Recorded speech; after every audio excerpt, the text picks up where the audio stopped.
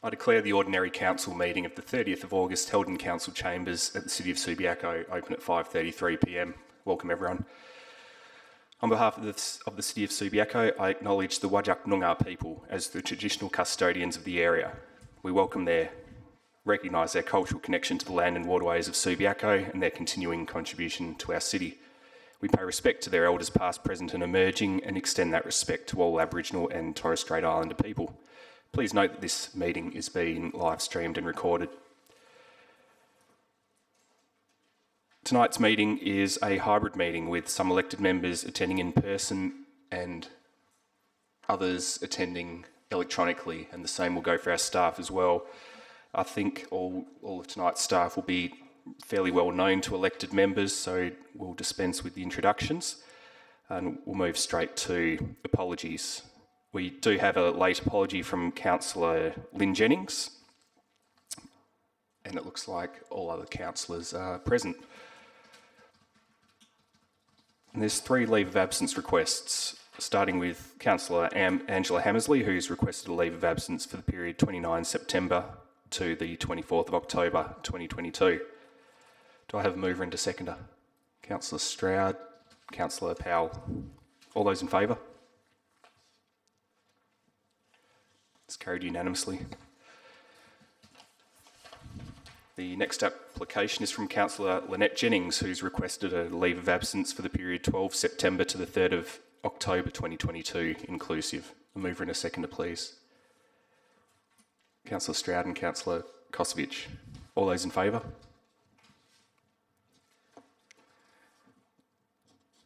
Councillor Powell, did you vote? Yeah. That's carried unanimously. And finally, Councillor Simon White has requested a leave of absence for the period 26 September to the 7th of October 2022. A mover and a seconder, please. Councillor Kosovich and Councillor De Vries. All those in favour? Good. That's also carried unanimously. Councillor Stroud.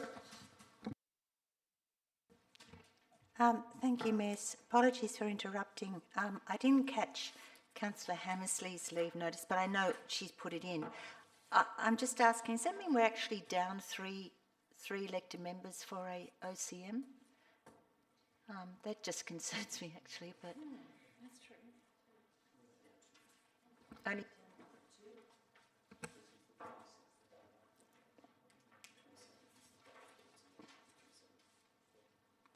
Councillor Stroud, I'm advised we'll be down 2 elected members at the next Ordinary Council meeting. Okay, disclosure of interest. Are there any disclosures this evening? CEO. Yep.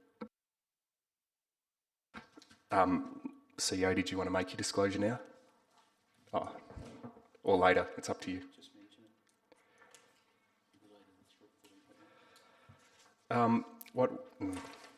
Why don't you disclose it?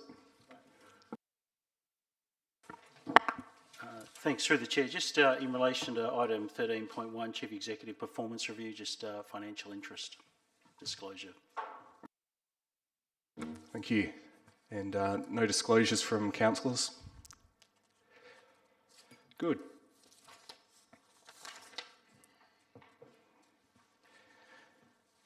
Well, there's no public questions that have been taken on notice, and there won't be a public question time because there is no one in the public gallery physically, except for a staff member, and no public statements. No petitions or approved deputations either. So that would bring us to confirmation of minutes of previous meetings. We've got the one set, and that would be for the Ordinary Council meeting of the 26th of July 2022. Can I have a mover and a seconder to accept those minutes? Councillor White, Councillor Stroud. All those in favour? That's carried unanimously. Okay, having got through all the other bits of the meeting so quickly, I'm not going to make any announcements tonight. I think councillors are up to date with everything that's going on, and we're always in touch, so if anything comes up, we'll catch up between meetings. Okay, let's go straight into the reports. I've got a possible on block motion, and that would consist of C1, C3 and C4. We don't have any amendments or alternatives submitted for those items. Councillor Stroud. I'd like to pull C4, thank you.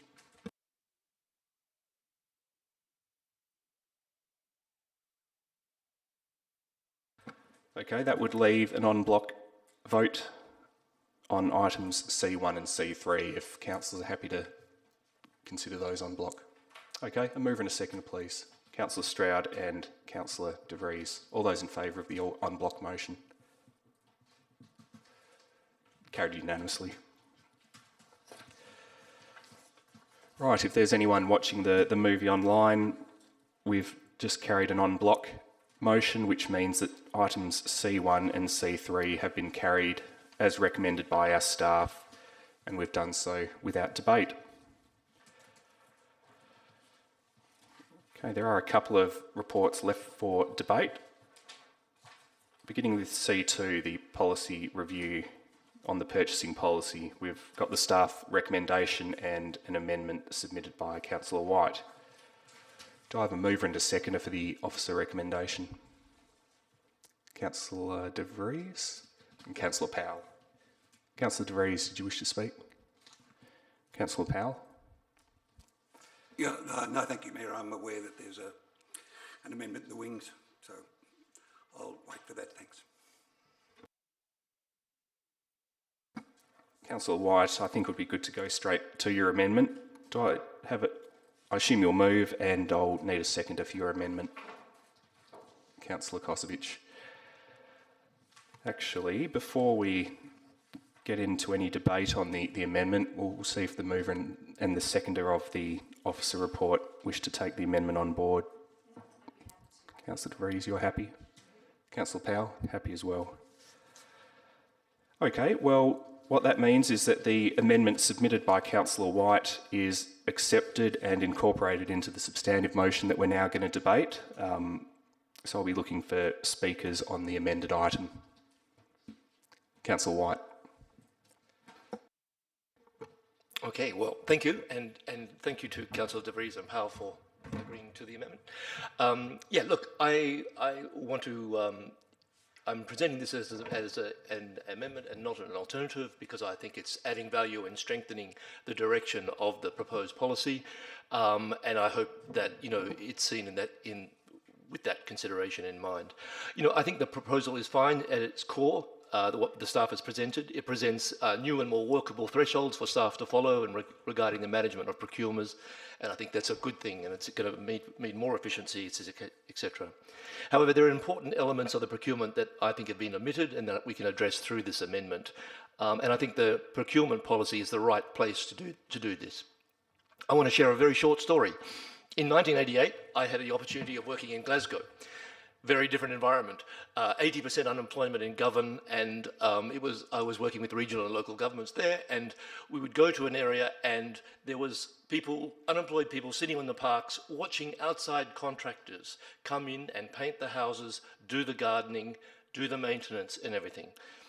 They were saying, we can do this work, but we're not able to win this work. It's being done by large contractors out of town. And that really highlighted, not just for me personally, but I think, in public policy generally, we've learned much more. It's not just about government spending the money, it's about how they spend their money. And so that's what I think these amendments and provisions can strengthen. Subiaco in 2022 is entirely different to that environment. But I think our rate payers, our businesses, our residents still want to know how we are spending our money and not just where we are spending our money. And I think this is a good opportunity to do that. As I think you're aware, we have section 3.9, which talks about local preferencing for local suppliers. And without being too critical of that, I mean, it's a good statement, but it's very hard to see how that's been implemented. We don't receive reports on local procurement. We don't, to my knowledge, there is no guidance given to the administration about how to implement that policy. And so I think that on its own is really lip service. We have the opportunity now to give much more to this, and the procurement policy provides an opportunity to do that without micromanaging it. I think we're just giving directions to the administration as to how to go about doing this. Thanks to the staff, we have some sense of what procurement has been in the last 2 years. 20 to 21 was around 22 million. 55% of that were in contracts up to $40,000. So not large contracts. The next year after that, 2021-22, it was 27 million thereabouts, and 45% of that was again under the 40,000 threshold. So again, not large contracts, which I think is important here. Some of you, and of this, 11% across both years, in rough terms, went to local suppliers. I think some of you are aware that I've shared some of my own research on this, which found that the city of Wanneroo and Joondalup did a study into local procurement in their areas, and found that for every $110,000 spent by the local government, they created one job. So if we were and this would be a fiction, but if we were able to have all our procurement done locally, we would be creating around 250 jobs. If we hit 30%, we might be creating 80 local jobs. So there are other multipliers that come from this. It's not just jobs, but it's people who are employed, who then go and buy lunches. It's training opportunities. It's investments in new technology to provide a service to the council. It's all of these, what we call spillover effects, that create real benefits to this. Just in terms of the areas that I'm focusing on with the amendment, I'm trying to unpack a couple of myths. The first is value for money. I think what we've tried to do in the amended and the red text in the amendment is to say, let's be clearer about value for money. It is about cost and non-cost issues. That's certainly what the state government says. It's certainly what WALGA says. And we're trying to say, this is not just about the cheapest price and a good standard. It's about what are the effects on the environment, what are the effects on the local economy, etc. So we want competition. No one deserves to win this just because they live locally, but we want to make sure they have greater opportunity and are aware of this, and in terms of how we are spending our money. I'll be quick. The last thing is the other sort of fiction in this, which I think we see in our policy, is the clause, all things being equal. We say subject to price, quality, service, and any other relevant factors being equal.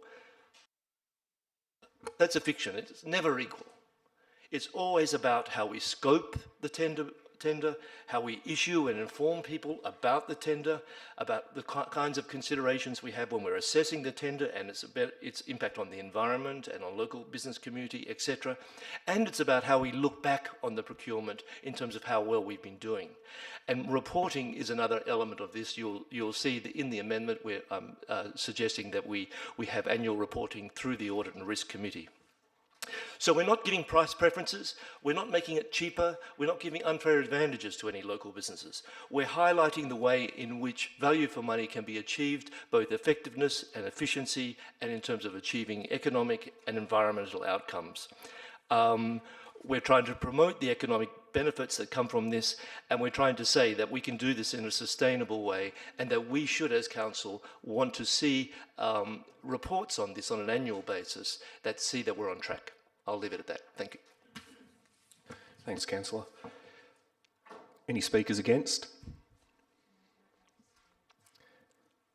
Councillor Stroud, speaker for. Actually, I have a question. Thank you, Mayor. Look, at first this amendment was introduced and you did ask for a mover and a seconder and got those, and then you changed to asking whether the prior mover and seconder would accept the amendment. Now, I actually would have preferred the former. My concern is that when we tend to absorb the amendment, the reasons are lost. The work of the councillor is completely lost, and it just becomes part of the substantive motion. So my question is, with Councillor White's amendment, which has now been absorbed, will his amendment and the reasons still be presented in the minutes? Because sometimes they're not. Yes, it will, Councillor Stroud. Thank you, because sometimes they're not. So if that can be a practice that we do continue, I'd appreciate that. Thank you. Are you speaking to the item, or was there just a question? Okay. Anyone else speaking to the item? Councillor De Vries. Did you move? I think it's really... Sorry, Councillor De Vries, are you closing now? Yeah. Okay. Well, look, if there's no other speakers, you do have the opportunity to speak. But Councillor Powell, you're going to say something? Again, I'm wondering whether I can. Yes, I seconded the substantive motion. I mean, I would like to say something, but I don't know whether I'm entitled to. The meeting procedures are silent on whether you can speak, but I think there'd be absolutely no harm in you saying a few words, Councillor Powell. Thank you very much, Mayor. Look, I'm happy to support this amendment. It's quite clear from the points made by Councillor White that he's put a lot of work into it. This is his area of expertise, economic development, and he's worked closely with the staff who have knowledge and practical experience of doing the procurement. So I think this has resulted in a forward-looking policy, which I think will be to the benefit of the community, especially the local business community. As to the policy itself, well, policy is just that. It's guidance on how the city thinks. It's not a hard, fast law saying that things must be done a certain way, but this gives focus to how the council views things and a clear direction to staff. I don't want to repeat any of the points made by Councillor White, but a few quick takeouts for me is I don't think there'd be too many people who would disagree with the city using local service providers, provided all things are equal.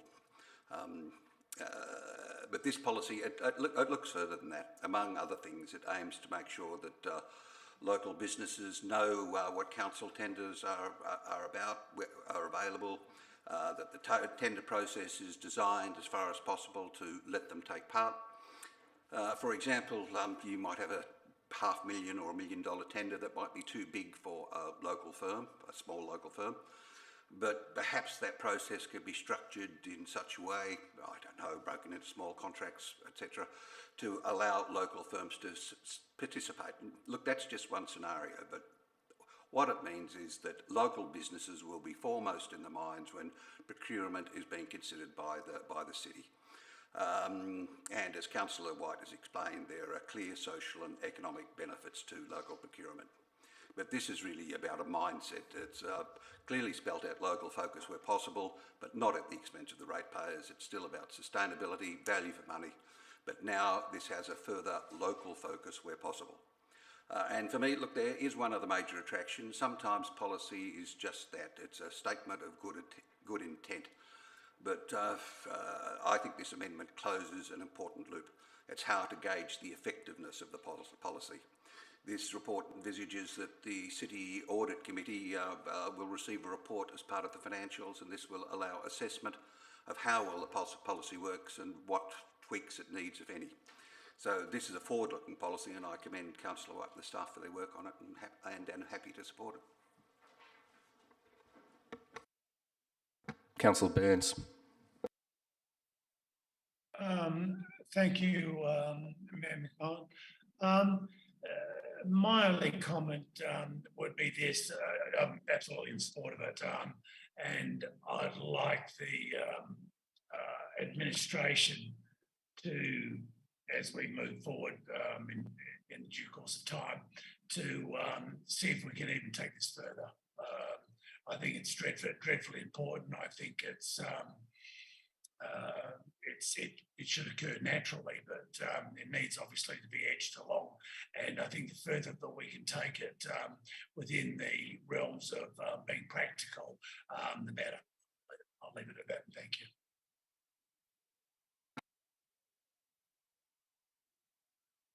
Councillor Kosovic.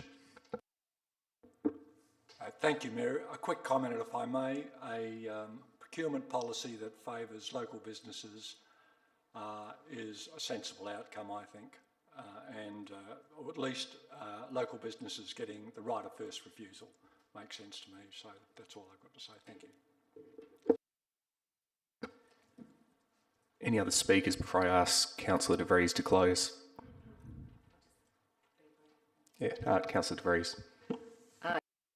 The very fact that we've had a lot of conversations prior to tonight and we've thought a lot about this is great. It's a great reflection on the good work being done by Councillor White.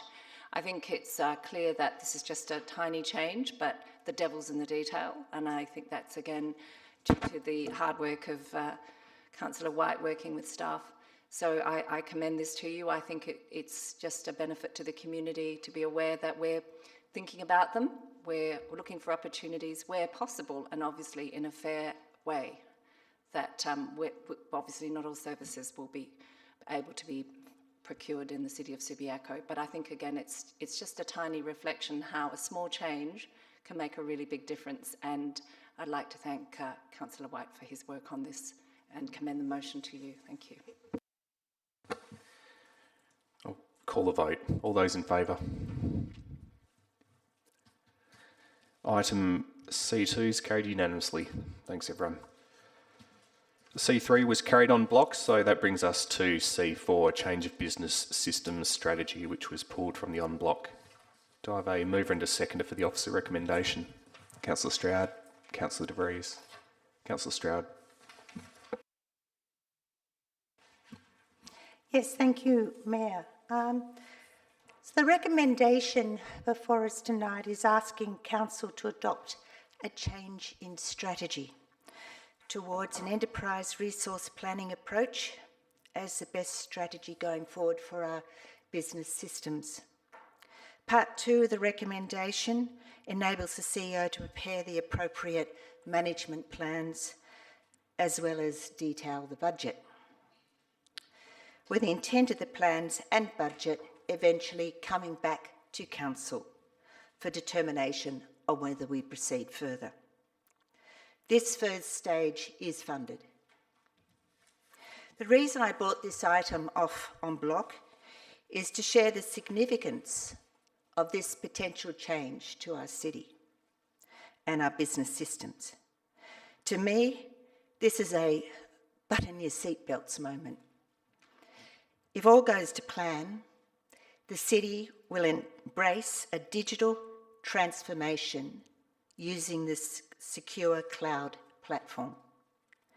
At last, information and data will be integrated and in real time, while at the same time still providing the human face of service and contact. It is expected that the end cost of all this will be less than upgrading the current system. That's over a period of, it won't take 10 years, but it's over a period of a life of at least 10 years. However, the outcome will be a vast improvement. Now, just to give the listeners a taste of what is to come, consider accessing rates, pet registrations, planning applications, parking permits, all in one customer portal. And of course, with no more repetition of providing your personal details each time you fill out a form. A service available 24/7 on any device, including your mobile, wherever there is internet access. In introducing this new business system strategy, really, I believe, the stars have aligned. And that's because at the same time that our current business systems are really coming to the end of their life, we employed a CEO who completely understands the digital transformation and what's involved. And why do we know that? Because he introduced it to South Perth.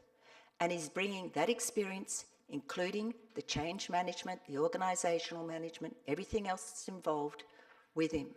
Why? Because he wrote the reports for South Perth. And as you know, at our workshop, we even had a visit from the CEO of South Perth to talk through any of the considerations. Now, I won't go into any more detail because all that's going to come when the CEO has prepared the second part of this recommendation, which is the change management and project management plans and the budget. I believe that's coming to us sometime in March.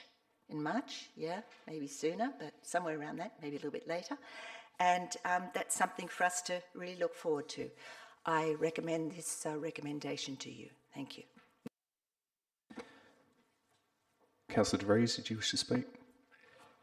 Any speakers against the officer recommendation? Any speakers for? Okay, there's little point asking you to close, Councillor Stroud, so I might just put it to the vote. All those in favour? It's carried unanimously.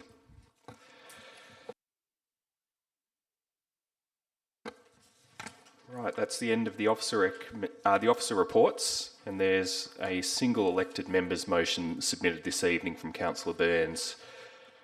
So let's move to 11.1, Rockaby Road plant boxes. Councillor Burns will have you move, obviously, and I'll be looking for a seconder as well. Councillor White. Councillor Burns. Thank you, Mayor McMullen, and staff and councillors on this one. Can I just, before speaking, just pose the quickest of questions? Well, if you're asking questions, Councillor Burns, I don't know who's going to know the answer, but let's hear it. Well, there was a little, Councillor Stroud addressed something, and I don't know if the councillor by email to the staff, which was germane to what we're looking at tonight. And I don't know if everybody's had a look to see at the question she posed and the response from staff. It was as to some issues with regards to the fact that this was a 4-month trial.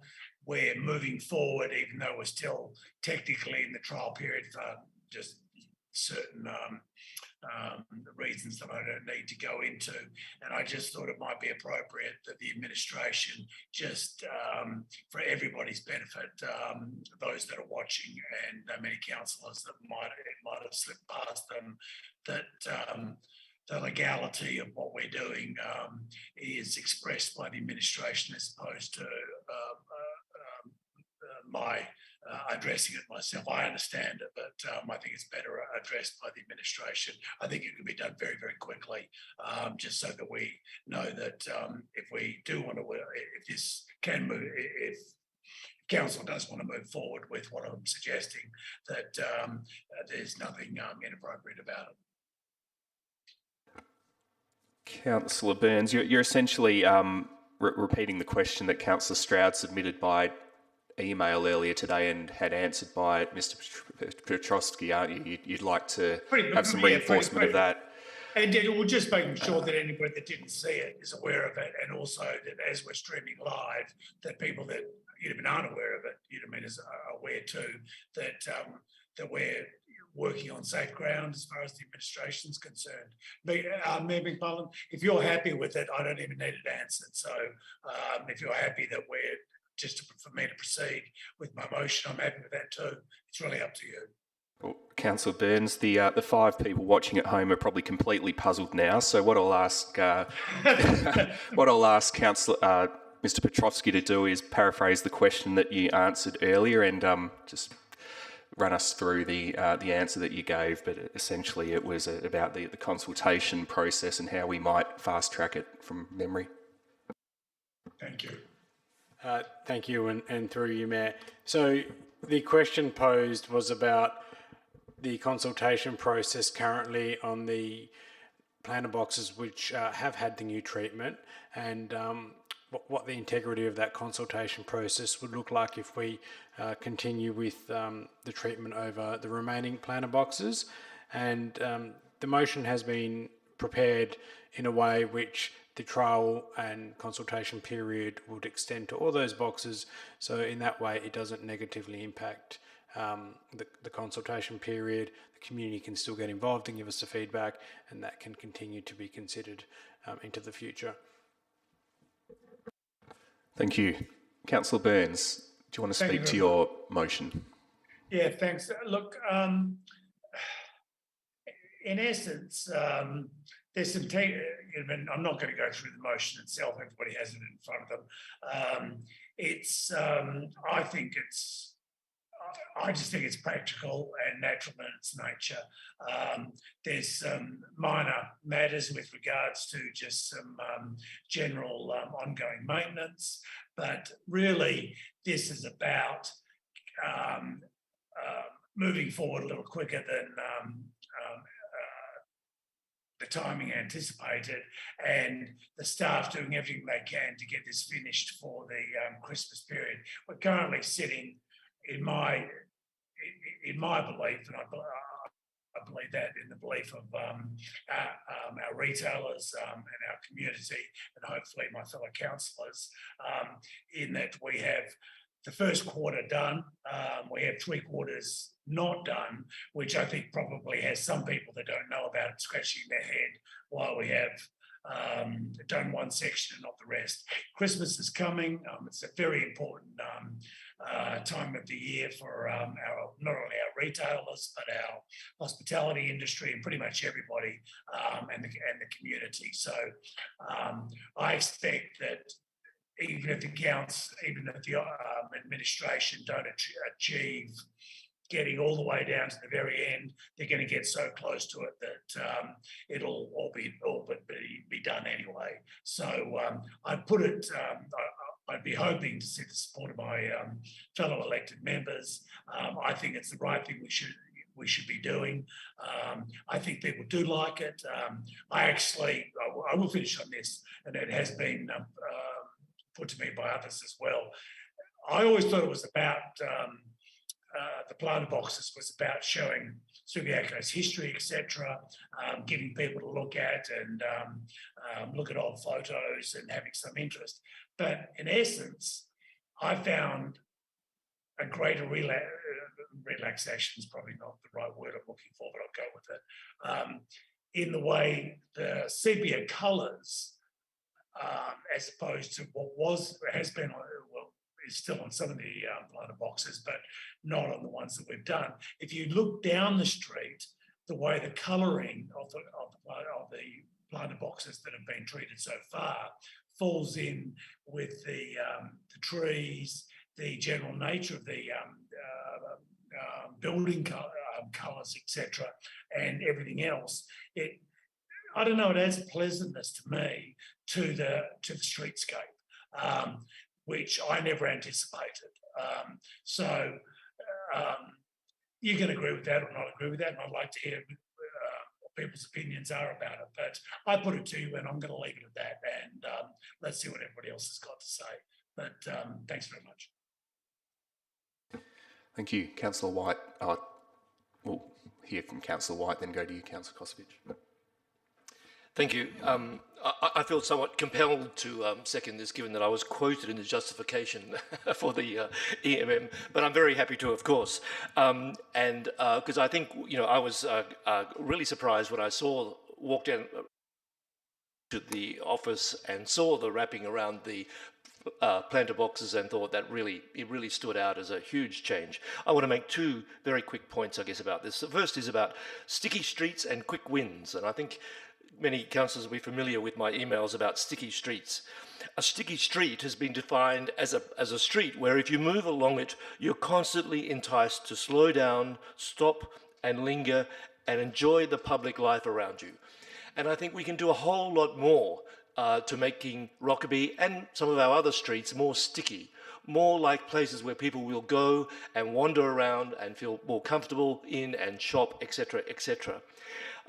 So this is a quick win. It just seems to me we can do this relatively quickly. We can move ahead with it and finish the job and really contribute to this sticky street concept significantly.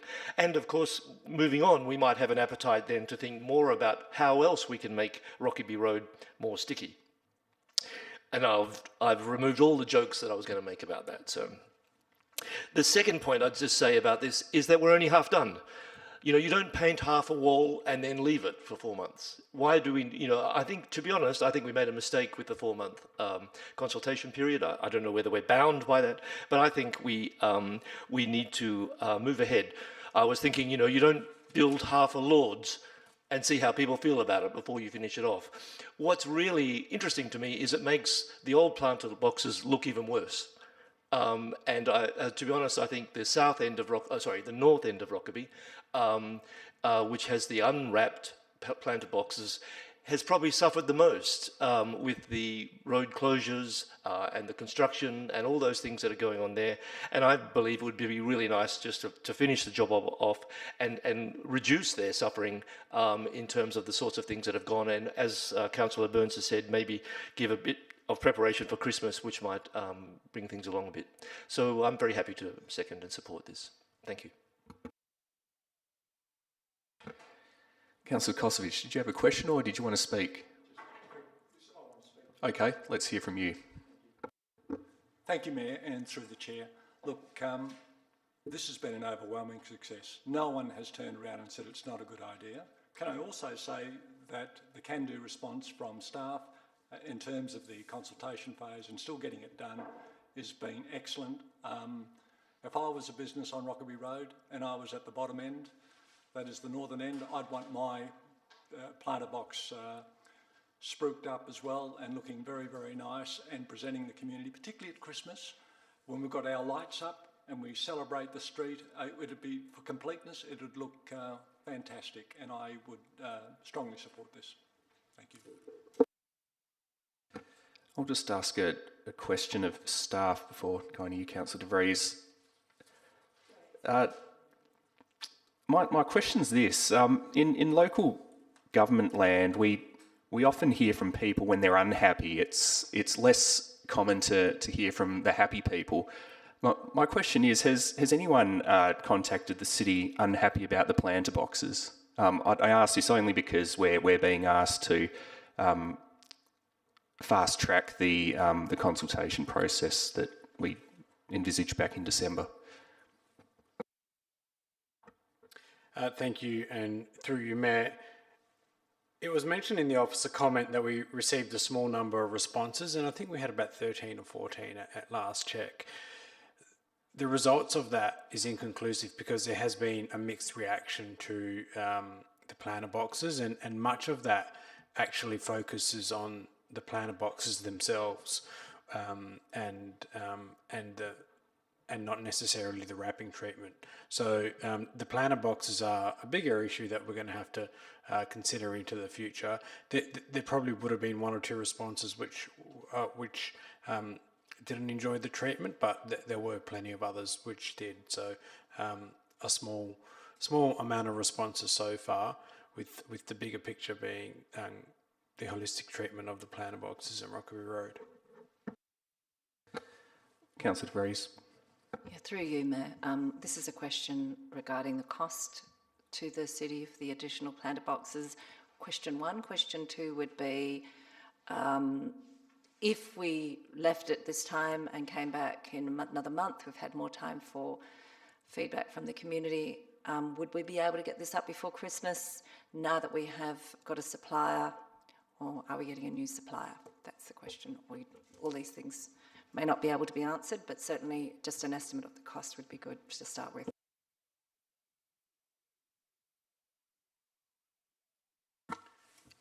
Just in terms of the, this is the stalling tactic while Alex checks for the cost. In terms of the question, it's difficult to say as to who would respond.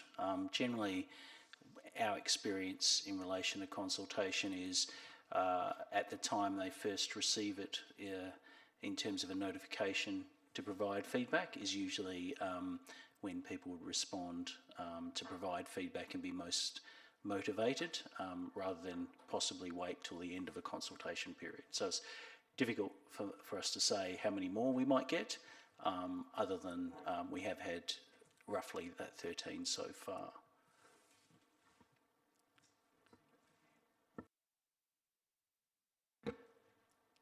Any other questions, Councillor?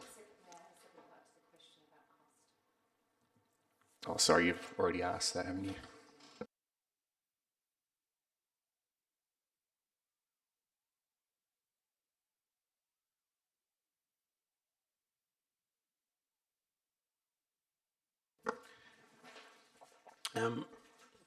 Thank you, and through you, Mayor. The difficulty in the cost is that the original quote included a cost factor to remove the wrapping because it was a trial, but we would estimate that it would probably be in the range of 25 to 30,000 to complete the entire project. Yeah, follow-up question through you, Mayor, is given that there may have been some problems with the current wrapping, would you envisage that the longevity of the wrapping would be something like a year, 2 years? Has that been factored in? Was there any feedback from the original wrappers? Thank you, and through you, Mayor. When we were looking at having the wraps put on the existing boxes as quickly as possible, unfortunately there was a lot of rain and a lot of water around in that period. So once they went on, the glue didn't stick as well as it could have, but that was actually seen by the city and the contractors pretty quickly, and then also elected members as well. So we have rectified that, and going into summer, it's probably going to be much drier. So they are lessons learned. We have put in a minimum design of 2 years for the wraps, so they can last that long. So there are some additional clarifications which we learnt through going through the process, that any prospective suppliers would be putting those questions to them as well.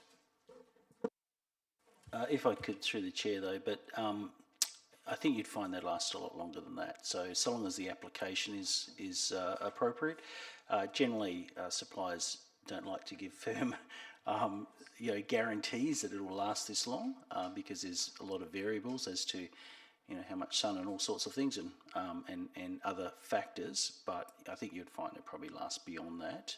But I think the intention of the motion is for a short for a couple of years. But I think it should be able to probably last significantly longer than that, given other types of wraps that you see around and how long they last. Sorry, just that last question is how long would it take to do the last ones? Do we have any idea? Because that is going to have an impact on my thinking. Thank you, and through you, Mayor. Look, much of the time is in researching and designing the images. So we'll allocate some time to that if we can, but if we can't, then we would look to replicate some images so they're not next to each other. So if the motion is passed tonight, then we envisage that there should be no issues in doing it before December, and that's to contract out and potentially get some new photos if we can. If it's done at a later council meeting in September, then it becomes very difficult, and then considering contractor availability going into that period could be difficult. So much less likely if it happens in a month's time, but we are fairly confident if it occurs tonight. Further question? Okay, sure. Sorry, he had his hand up, but I was just going to speak to him. I have said that you can speak, but we're being awfully polite tonight. Why don't you speak, Councillor De Vries, then we'll let Councillor Powell ask a question and/or speak also.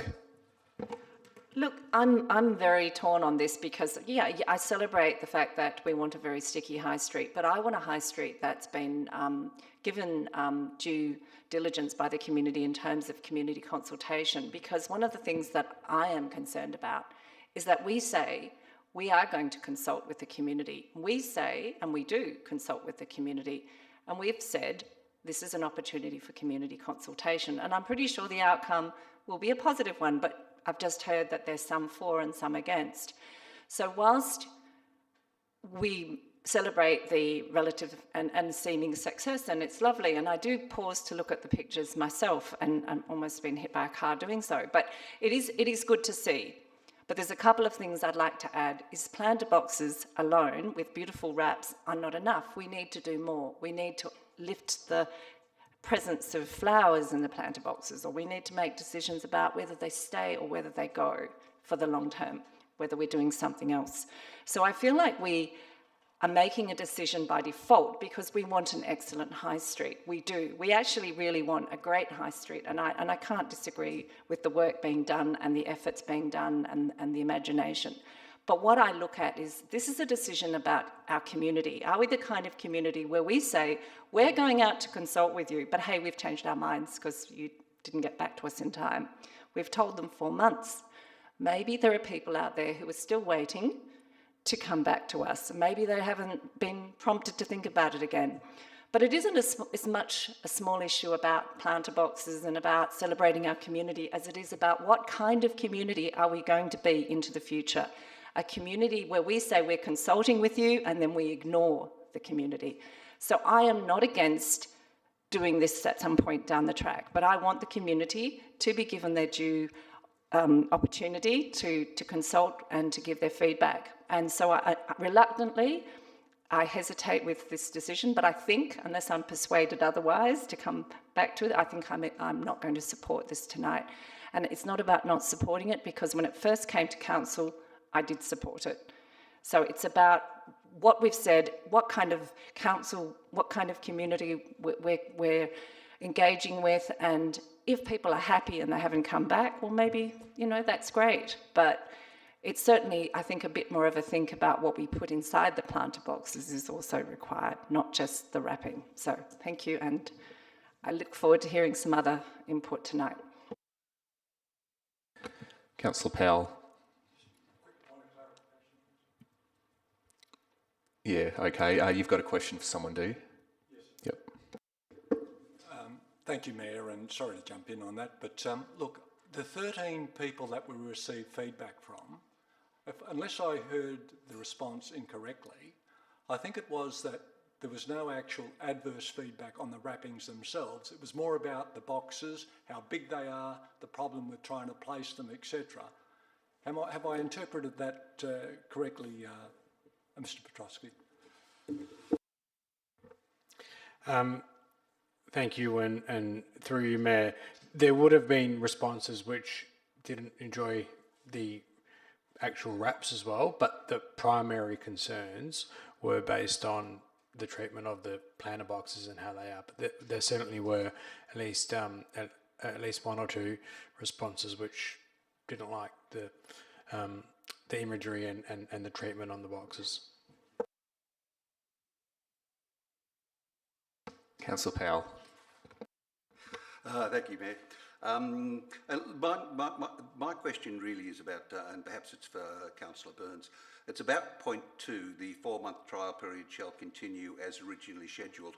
I'm wondering about the necessity at all for point 2, as in that was already covered in the original motion, so doesn't really need to be there, because I think that also brings up, some of the concerns about the consultation process. So perhaps that's for Councillor Burns to answer whether point 2 really is required in his elected member's motion. Councillor Burns, do you think it's necessary, and would you be happy to remove it?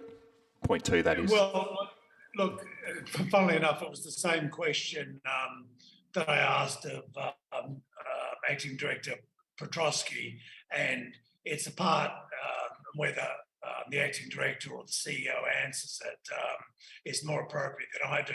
But I actually didn't see a need for it, but it's a technicality, and it's probably better out. And I thank Councillor Powell for asking me, but I think it's better qualified by the administration why we're keeping it in there. So, because it does seem a bit strange that we're moving forward, but we're leaving the consultation open. So I'd put it, if I don't mind hitting it over the net, back to the administration. I think it's more appropriate, but I do thank Councillor Powell for directing it to me. Mr. Petrovsky, what's the staff position on this? Thank you, and through you, Mayor. The initial resolution of council asked for a consultation period. So the reason that point 2 was included is that the consultation period remains, because a basic principle and council's policy and consultation is that if feedback is sought, then feedback should be received. What point 2 does is it expands the feedback to all of the planter boxes if the additional ones are to be reskinned. So the consultation process and its integrity remains, and that feedback can still be received and used into the future. So point 2 was included to be consistent with Council's own policy on consultation and the IAP2 principles. Just a follow-up question, please. It's really just confirmation that I'm understanding correctly. We're going to continue the consultation process, but instead of taking consultation on the 19 wrapped planter boxes, we're going to take consultation on the 19 existing wrapped boxes plus the additional boxes that are going to be wrapped further along the street, and this will all inform longer-term decision-making about planter boxes. Is that correct? Correct. Councillor White, I assume this will be a question. I could try. My question is very much in sympathy with what, sympathy is not the right word, aligning myself to what Councillor De Vries was saying in terms of the importance of consultation and what kind of community are we, and I think that's important for me. It does seem to me that what's come out so far as sort of early results from a consultation period is that there are questions being raised, bigger questions being raised about the planter boxes in general. So I guess the question would be, if we stick with point 2 and continue a consultation, we are opening it up. Are we not opening it up to a consultation about the flower boxes in general and what we might be doing to make Rockaby work better as a street? Thank you. Acting Director, is that the scope of the consultation? Thank you, and through you, Matt. Yes, so the scope of consultation does look at the design elements of the current boxes, the treatment applied, and any other future options for Rockaby Road. Councillor Powell. Yes, just trying to follow up my earlier question. So when does the consultation period finish, the current one that's running, and when could we expect some results to be made known to us from that consultation? Thank you, and through you, Mayor. From memory, it's the 21st of November 2022 is the expiration of the 4-month trial period and consultation period as per the original elected members' motion. So I would envisage that the results will be considered and assessed and reported through to elected members early on in the following year. Any other speakers? Councillor Stroud. Yes, thank you, Mayor. I'm trying to rack my memory. I know I was certainly around when these planter boxes first hit the street of Rockaby Road, and I can remember being quite shocked with the colouring at the time, quite disappointed, which would suggest that we were probably never asked how they're going to look. I think somewhere we were involved in some sort of an agreement that we could put planter boxes down the middle of the road, but we weren't asked about the design. I've personally, and at the time, because I can certainly remember this, I did ask, where do we get that colour scheme and so on from?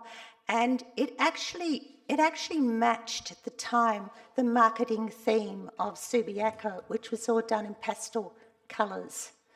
And so, you know, that was it. But it was really, when I look back to the Christmas decorations as well at the time, it was a pretty kitsch period of Subiaco taste. But hey, you know, other people may have liked it. I was a bit confused tonight about an answer to the question about the survey that we'd got And if I understood it, we'd got about 13, 14 responses, but most of them had more commented on the planter boxes as a whole. And I thought, how is that? We just really asked, I thought, the intent of the original motion was to put the vinyl wraps around and just ask the community, did they like them? Did they like the look? Did it improve things? I understood that's all we were doing. So I've gone to the actual survey to find that no, we're asking so much more. We're saying, what are your thoughts of the design elements of the current planter boxes? And it goes into more detail in terms of the location, size, plant choices, lighting of the trees, and so on. It goes on, what do you do to improve this street feature?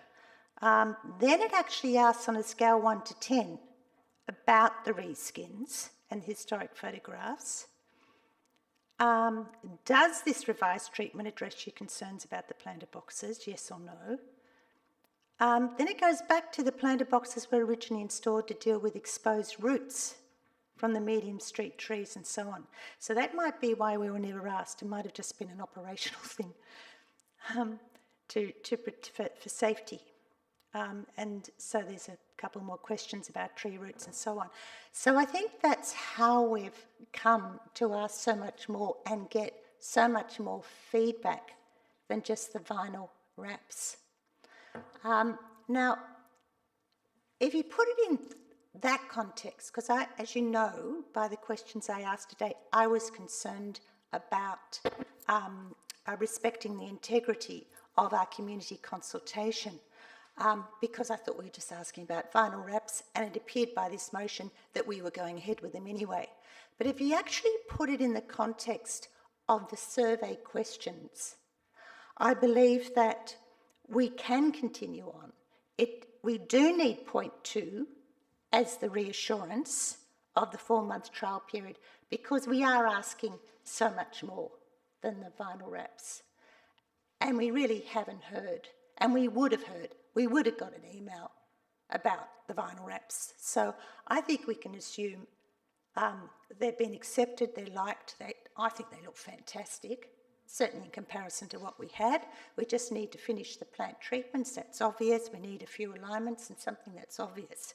So, so in the context of actually the community survey and what was asked, there's a bigger picture there, it sits well, we can continue with these wraps, and then we'll be looking at the whole, the whole planter box theme as a whole, and whether it works or not. In that regard, I do support the elected members' motion. Thank you. Any other speakers? Councillor Burns, do you wish to close? Very briefly, thank you, Mayor McMullen. Look, I think that was a really good debate because it hashed out far more than just, wrapping the boxes and to continue to wrap the rest of them. So I'm actually, delighted by it, and I'm delighted by every comment from people that are just go to the questions asked by Councillor Breeze about the consultation, etc. Look, I'd summarise it like this. Whatever happened, I know what caused the planter boxes. It was all about not so much the boxes, but people tripping over the roots when the city removed the central island. It exposed the roots closest to the trees, and it was something people tripped over. And the planter boxes, a lot of people thought were there so you didn't crash into the trees or to protect the trees. They were actually to stop you tripping over the roots when you cross the street. They just ended up not being great. My idea to wrap the boxes was just to make them better, because Councillor Stroud mentioned, I wasn't a big fan of the colours then, and I've never had a day when I was a big fan of the colours, so this was something else. It turned out colour-wise better than I had hoped. So if you move forward from there, and in addressing the fact that we only looked at a warranty of 2 years for sure how long the wrapping would last. I think we've got a bigger issue on Rockaby Road than the boxes themselves, right? Which has been some of the people that it's only been 13 responses, but people, and I'd suggest that the two people that said we don't like the wrapping are actually underlying saying we don't like the boxes, period, if I had to have a guess or a bet on it. So somewhere down the line, we're going to do something about these boxes. But in the meantime, wrapping them, I think, is or continue to wrapping them is the best solution. And I look for your support. But I would draw something that people haven't looked at. We have had a problem, which is in this motion, and that which I've addressed in point 3 and 4. The roots cause the boxes to move. Okay. The motion ask the administration through the CEO to do their best they can, right, to keep the boxes level and straight, because that does drive some people like myself, and I think Councillor Stroud, arguably members of the community, crazy. That I mean, Councillor White actually sent me a photo of one the other day. It was all but at a 45-degree angle to the street. So that's addressed. That the staff will pay more attention to it. And we've also had a problem where at times the I always get it, the difference between flora and fauna. Anyway, the flowery one, not the birdy one, or animal one. You know, I mean, we've had trouble keeping it alive. But it also asks the administration to keep the boxes aesthetically and pleasing, and that will be addressed. And I think that's very important too. So the boxes, they're wrapped, they're as straight as we can keep them, and the flowers are alive and they're pretty. Okay, and I don't see how we can not be doing that while we will look to the future into doing something which I'm sure the staff will come up with, or maybe another council will suggest something to the staff about doing something better. But in the meantime, for the next couple of years, this is going to get us through while we think about what we're doing in Rockaby Road, you know, generally, etc. So I hope Councillor De Vries is satisfied, and whether she can't support it, and I appreciate that. But I think we need to move forward, and I really do appreciate everybody's interaction with this point, except for Councillor Hammersley, who just can't say a word. So I'll just, I don't know if she's smiling about the fact she can't say a word, or that she'd love to scream. She hates them. So we'll see what how she votes. But thanks everybody, and I've done my best with this one, and I hope it goes through. Thanks. I'll call the vote. All those in favour? Okay, that is carried. I've just got to count how many elected members we've got tonight. 7-1. The motion's carried 7-1. Okay, that's a wrap. Thank you very much, Mr. Mayor. I appreciate it. Yes. All right, there's one more item on the agenda tonight, and it's a confidential one, so I'll be looking for a mover and a seconder for a procedural motion to go behind closed doors on the basis that we'll be discussing matters affecting an employee. Mover and a seconder, Councillor Kosovic and Councillor Stroud. All those in favour? Okay, the procedural motion's carried unanimously.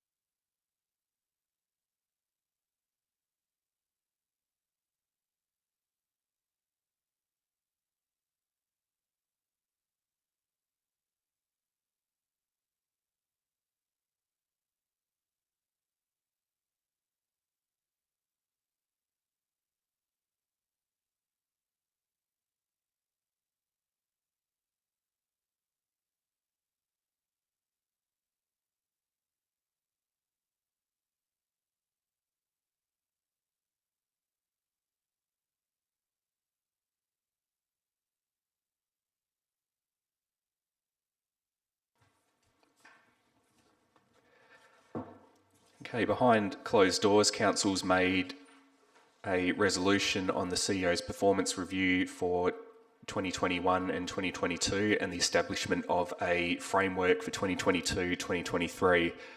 The resolution reads as follows. The CEO performance review for the 16th of August 2021 to 30 June 2022, which is set out in a confidential attachment 1, be endorsed. The CEO performance agreement and assessment 2022-2023 in confidential attachment 2 be adopted. The CEO be notified in writing of the results of the performance review. And finally, point 4 of the resolution, Council endorses confidential option 3 as CEO Cameron's remuneration for 2022-2023. Okay, there's no urgent business that needs to be dealt with tonight. No further items on the agenda, so I'll move to close the meeting. I declare the Ordinary Council meeting of the 30th of August 2022 closed at 7:14 p.m. Thanks, everyone. Thank you.